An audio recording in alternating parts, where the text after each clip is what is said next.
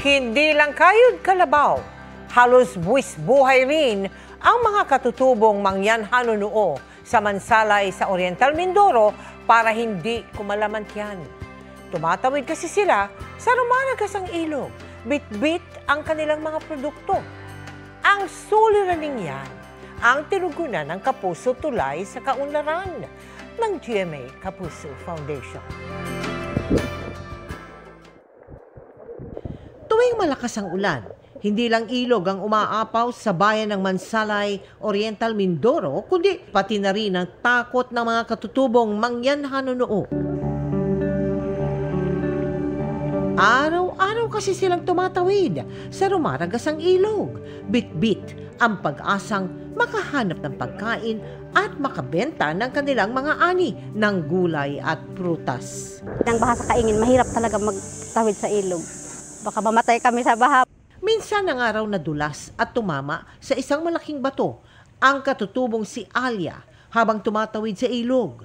At hanggang ngayon, bakas pa rin sa kanyang binti ang peklat na iniwan nito. Sa paglangoy po, napadulas ako po sa bato. Mahirap talagang na mahirap. Paglampas na ng tao ay talagang ako natatakot din. Kaya para matuldukan na ang kanilang paghihirap, sinimula ng GMA Kapuso Foundation noong May 2024 ang pagpapatayo ng konkretong tulay na mag-uugnay sa bayan ng Mansalay at Bulalakaw. Hindi naging madali ang construction dahil sa sunod-sunod na bagyo noong nakaraang taon, pero sulit naman daw ang paghihintay dahil matapos ang ilang buwan, sa wakas, magagamit na nila ang bago at matibay na Kapuso Tulay. Yung ating Kapuso Bridge may tinatawag na sideway restraint cable. Ito yung kable sa ilalim. Ito yun na kung saan kumbaga pinipigilan niya yung tulay na gumalaw. Hindi siya gaya ng ibang tulay na sobrang galaw kapag dumaan. Binigyan rin natin sila ng iba't ibang binhi para may maitanim at pakinabangan.